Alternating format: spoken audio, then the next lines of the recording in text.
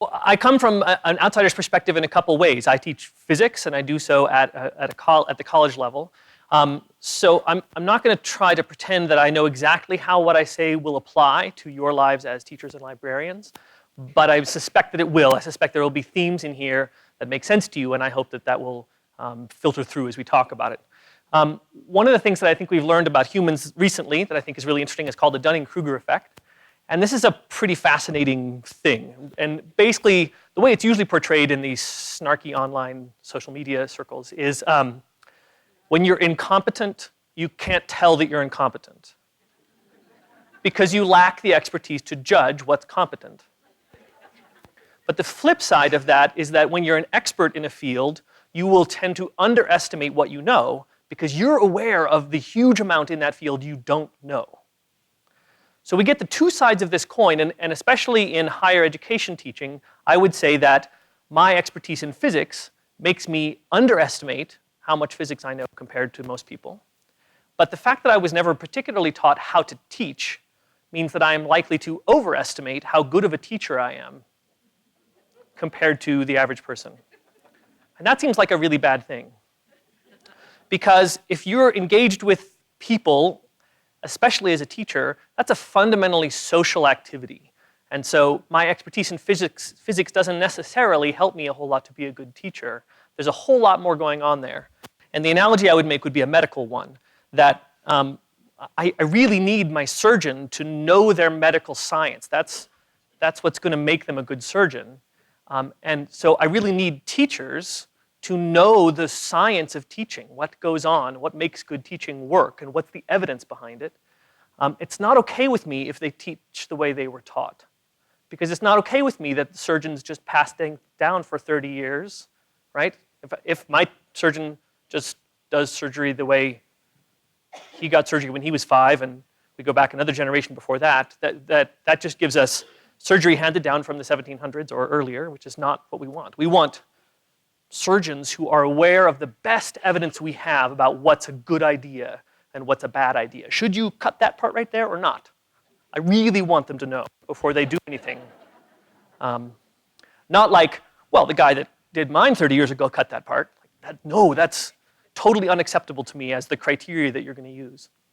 So what I'm trying to say is that I think we should all be social scientists in that we engage in a primarily social activity of trying in some way to help others learn about the universe that we live in. So the way I describe this is scholarly teaching, and I can describe it in sort of two goals. I want to apply the rigor and scholarship of whatever our academic discipline is to the discipline of teaching itself. There should be just as much rigor, just as much understanding about the intricacies of teaching as you might have about, in my case, physics or social studies or teaching with primary sources, things like that. Number two, I want you to choose teaching methods that are strongly informed by the best empirical evidence. This is not an insistence that we all do the science. I don't need my doctor to be the one who does the randomized controlled blind studies on this particular medication. I just want them to know what the results of that studies show, right? So I want you to be informed by that as you go forward and try to do this social activity of teaching. So in the brief amount of time that I have to talk to you about it today, I want to talk about 3 pretty consistent sort of evidence-based results that we get from this. So one is that class time is best spent doing actively engaging things with learners. That, by contrast, straight lecture, like what I'm doing right now, is comparatively less effective, or rather, it should be in snippets when the people that are involved have a whole lot of background already and they are ready to learn things. It shouldn't be the primary mode of delivery. Effective preparation is really important. We need both the learners in the room and the teachers in the room to be prepared in important ways for their interaction with each other and with the material. And that feedback loops and iteration are a really, really key part of learning that we often ignore, and maybe we don't have to anymore due to the advent of certain kinds of technology. So I want to talk very briefly about these 3 ideas before I don't keep you past the lunch bell, I hope. So when I talk to college faculty, one of the things I like to ask them is, consider a typical day in a college class. What fraction of students did their preparatory work before coming to class. And if you went to college, you can think about your experience in this, or if you work in a college setting now, you can think about your experience. And if I had a longer time, I would have given you all clickers and asked your opinion, but I don't have that time. So here's the information. Whoops. Here's the previous information that I've gotten from anonymous polling results from, this is about 230 faculty that I've spoken to at various points. And that's what the curve looks like. Actually, this data includes some administrators and some students. Administrators being the most optimistic of the groups. Students and faculty tend to agree pretty much about how many of them do the preparatory work. So at least we're not totally ignorant on that front, but administrators think it's a little higher. This lines up pretty well with the actual research. We've studied this question, and the answer is usually about a third. That if you say, please read this before next time, or please watch this, or whatever it is, typically you'll get about 1/3 of the students that do that on an average day. That's probably what I did when I was a student. Actually, that might be a little high. I'm not sure I read that often. Mostly because the feedback loop was I didn't do the reading, and I felt guilty, and I went to class, and I felt guilty, and then the teacher pretty much told me whatever was in the reading, and I kind of got it. And so I left feeling slightly guilty, but also like, that pretty much worked. Right? So I can feel a little bit guilty every day and have an extra couple hours of time every day. That's okay, I'm all right with that. That was a fine trade-off, right? That's the basic incentives we tend to offer our students. So from my perspective, this is incredibly low-hanging fruit. No matter what you do with students in the classroom, it's going to be enhanced if they have context for what's going to happen, if they've learned the easy little bits like definitions and basic words prior to showing up to class. Any of that kind of thing that can be learned outside of the classroom should be learned outside of the classroom before we talk about it in class. There's no reason for them to spend time, or in the college classroom, a lot of money for me to tell them what they could learn by watching a YouTube video or by reading a chapter or something like that.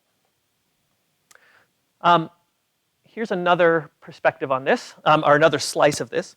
Consider a typical day in a typical college class. What fraction of class time is spent on lecture-based delivery of content?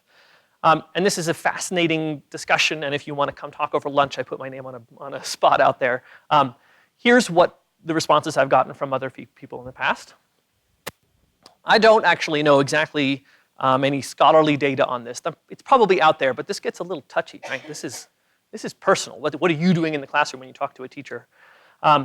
But you can see where the averages land pretty solidly toward the high end.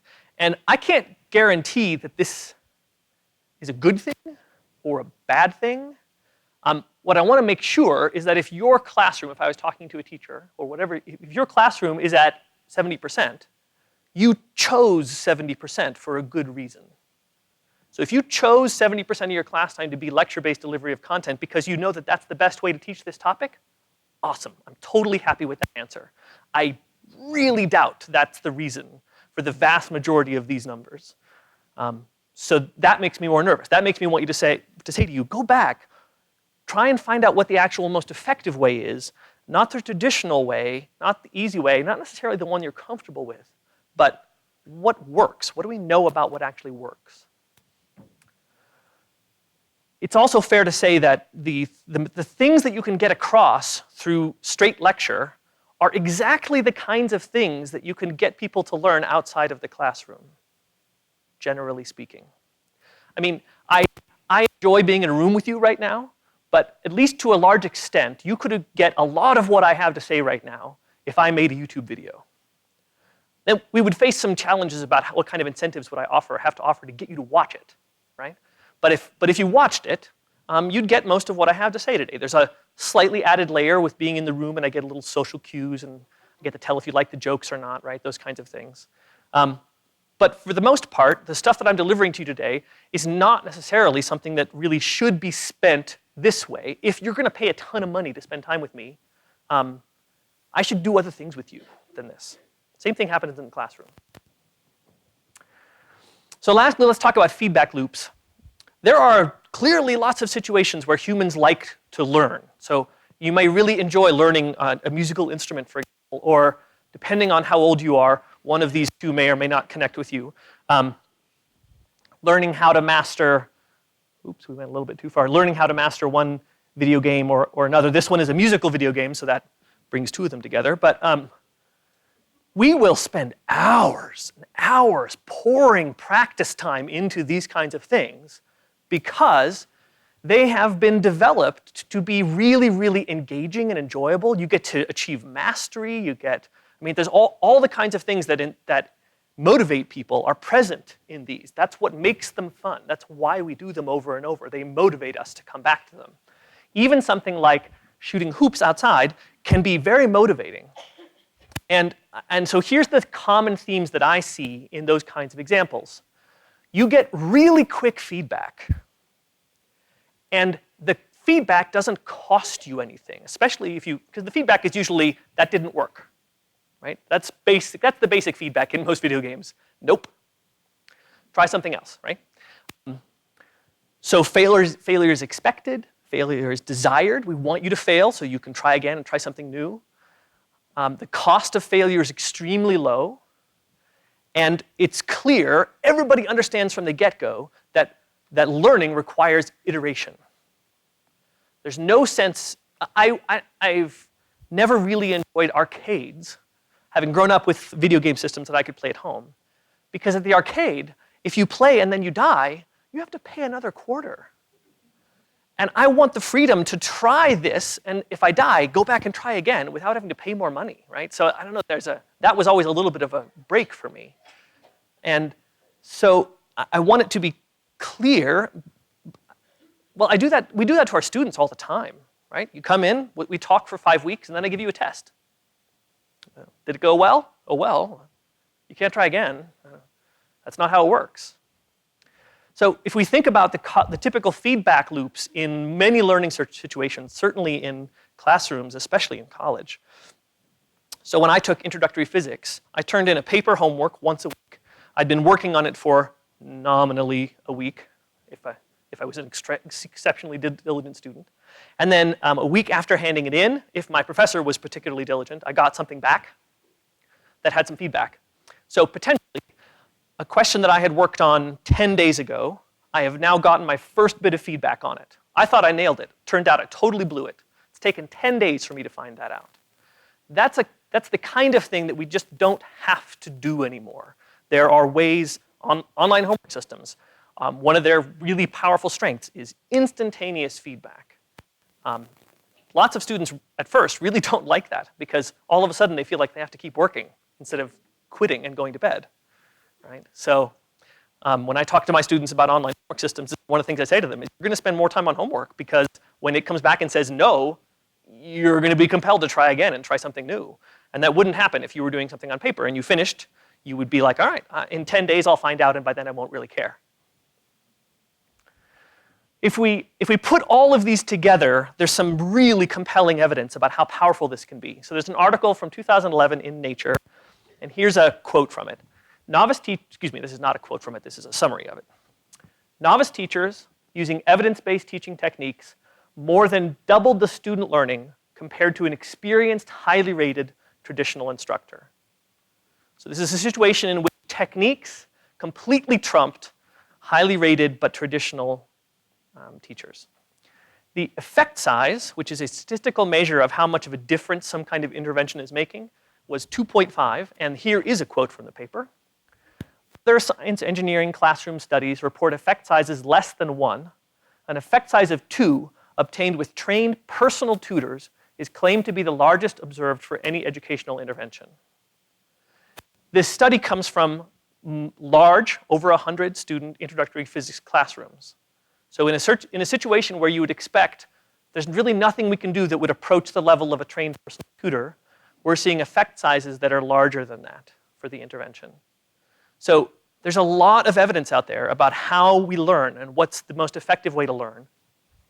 And whatever it is that you do that involves student learning, I suspect there's a lot of evidence out there about what you do with them as well. And I would very much encourage you to explore that and poke at that and try and find out if the reason you're doing things is well based in evidence. Do you do it that way because that's how it's always been done? Do we do it that way because that's what Socrates said? He said, sit them all in a room and yell at them and maybe occasionally let one of them talk back to you. something like that. All right, so thanks very much. I don't think I kept you past the lunch bell. If you want to get in touch or anything like that, I appreciate your time very much.